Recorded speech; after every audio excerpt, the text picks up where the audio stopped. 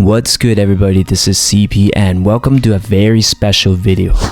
Today, let's rank every NHL number 1 pick for the past 20 years. So here's a quick breakdown of the tiers. They include generational, Hall of Fame, good, average, below average, and bust. Overall, these are pretty self-explanatory, so let's go. First player I have here is Rasmus Dahlin of the Buffalo Sabres, and I would probably put him in a good category for now. He was definitely one of the more hyped first overall defenders to come into the league, and I remember many people expected him to be a generational Lidstrom or Victor Hedman right away. We definitely saw flashes of it, but it's fair to say that he's not there yet. But we can't forget that he's only 22 years old and seems to have a very long career ahead of him. So if Dahlin does take off and continues to trend up for the next 10 seasons or so, I might have to move him up to the Hall of Fame tier one day. Do you think Dahlin can be a Hall of Fame type of player? Or better yet, do you think he has the late bloomer in him and should be considered a generational talent when it's all said and done? Comment below. Next, I have DiPietro. Now, taken first overall in 2000, this one is pretty simple, but he's an easy bust for me. Easy bust. He only played 319 NHL games and retired at 32. We also can't forget about that ridiculous 15-year contract he got back in 2006. And the crazy thing was that he barely played any hockey after 2008. So if you do the math, for about 13 years, he was actually making $4.5 million for doing the absolute minimal. In short, good for DiPietro financially, but on the hockey side, definitely one of the biggest NHL first overall busts in the past 20 years. Next, we have Aaron Ekblad of the Florida Panthers. Despite all the hype surrounding him in junior, along with the exceptional status, I have no choice but to put him in the average tier for now. Because to be quite honest, I'm slightly disappointed in how he panned out in the NHL so far, because I expected a little more from a first overall pick defenseman who was supposed to be a cornerstone franchise piece for many years. Truth be told, he hasn't been horrible, but after 8 years, he still hasn't really made the type of impact many scouts expected him to. I could be wrong, but I don't think he has ever been considered a top 5 defenseman in NHL in any of his first 8 seasons. So with that in mind, it's hard to rank him any higher than average for right now. But to his defense, he's not that old at 26, so maybe there's still time for him to finally live up to his first overall hype. What do you think about Ekblad? Did he underachieve? And do you think he still has upside to take his game to the next level? Next, I have Marc-Andre Fluery. I think Fluery will be the first player in the Hall of Fame category, as his resume pretty much speaks for itself. 18 seasons in NHL and still going strong, closing in on 1,000 games, over 500 Ws, 3 Stanley Cups, and 1 Vezina. Add that to over 165 playoff games. And I think he only missed the playoffs twice in his NHL career so far. So hopefully I didn't jinx him on this one. But overall, an amazing NHL career. And my question to you is, do you think I'm ranking Fluery too low at the Hall of Fame level? And does he deserve to be pushed up to the generational status?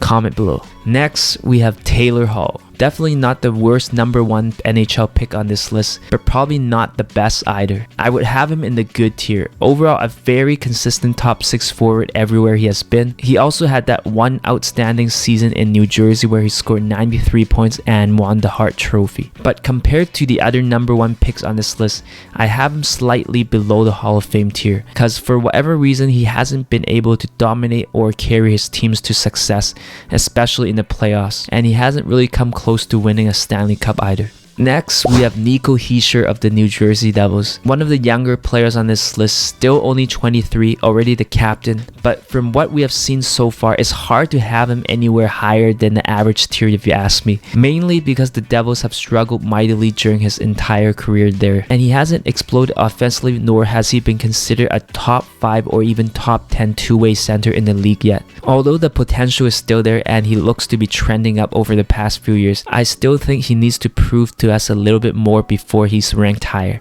Next, we have Yakupov. Another very easy one here, but I consider him as a huge bust. Probably the biggest bust in the last decade. only lasted 6 seasons in NHL with only 62 career NHL goals and 74 assists in a total of 370 NHL games. I still remember the hype in his draft year. So many scouts thought he was going to be the next Pavel Bure or Kovalchuk, and obviously that never happened. For whatever reason, Yakupov's game just never translated in the NHL. And if Edmonton could turn back the hands of time and redraft the 2012 NHL draft, I'm sure they would have gladly taken someone like Morgan Rielly or maybe even Hampus Lindholm or Matt Dumba instead. Next, we have Ryan Nugent-Hopkins, another Edmonton Oilers first overall pick. Compared to Yakupov especially, I would say Nugent-Hopkins was a very solid number 1 pick. I have him in the good category alongside Hall and Dahlin right now. Very consistent career, floating around the 55 to 60 point mark for most of the time, and he has been a solid top 6 two-way center in Edmonton for pretty much his entire career since breaking into the league as an 18-year-old. Some Oilers fans might have expected a little more from him, but overall I think it's hard to complain what the Nuge has given them over the past 11 years. Also, he looks like he's on his way to having a solid 16 to 18 year NHL career, perhaps spending his entire career in Edmonton. Next, we have Erik Johnson. He would probably be my first player in the below average tier. Overall, a very solid NHL career for the average player, but in my eyes, he underachieved a little bit as a first overall pick. Don't get me wrong, he has been a solid top 2 or top 4 defender on most teams he has played on, but not many would consider him a true number 1 defenseman like many scouts expected him to be. St. Louis actually passed on several good franchise players to take Johnson. The list includes Jordan Staal, Jonathan Toews, Nicholas Backstrom, and Phil Kessel. If St. Louis had to do again, I'm sure they would have gladly taken one of the 3. I know hindsight is 2020, but being a YouTube GM myself, I would have probably taken Jonathan Toews with the pick. How about you? Comment below. Next, we have Jack Hughes of the New Jersey Devils. Very skilled and exciting young offensive player to watch, but he's still super young and hasn't done enough in the league to be considered anything but an average first overall pick right now. In my opinion, like Hischier, he might have the ability to break out in the next few years. So teams in the East might have to watch out for New Jersey, as they can potentially have 2 top 6 centers with the ability to enter their prime at the same time. Call me crazy, but he reminds me a lot of Patrick Kane, so I feel like his offensive potential is there. And no question, if Hughes continues to improve, I could see him be a perennial 75 to 85 point player in the NHL for many years to come. Next, I have Patrick Kane.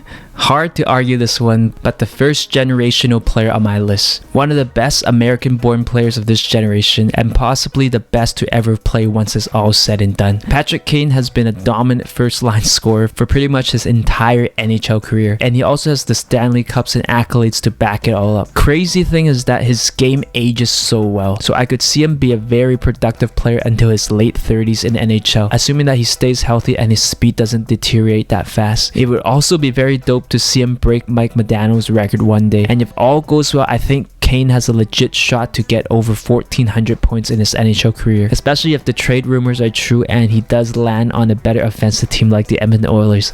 Make sure you check that video out later.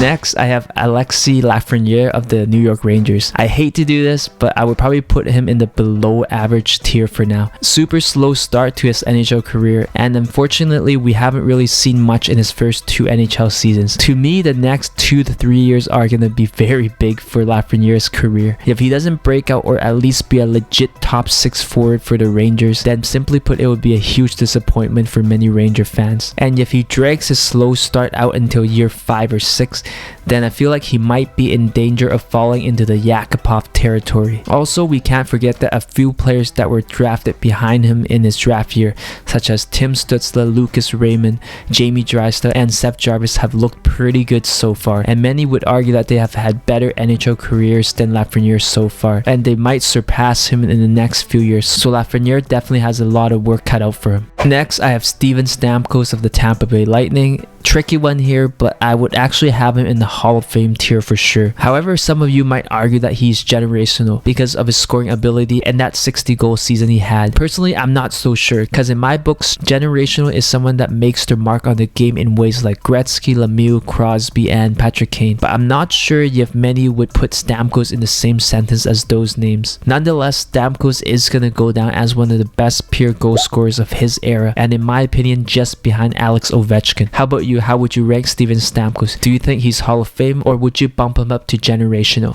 Next, I have Nate MacKinnon. Another interesting one for sure. Had somewhat of a slow start to his career, but over the past few seasons, we definitely saw him blossom into a legit top 5 or perhaps even top 3 player in the NHL today. He finally got his cup, and he doesn't look like he's slowing down anytime soon. So I could see him being an elite or great player until his early to mid 30s. So if you do the math, that's probably the next 5 to 7 years of a very good Nate MacKinnon. Taking all that into consideration, if he keeps this up, I think he will for sure be a Hall of Famer, and some may even argue that he's generational. How about you? I'm very curious how you would rank MacKinnon.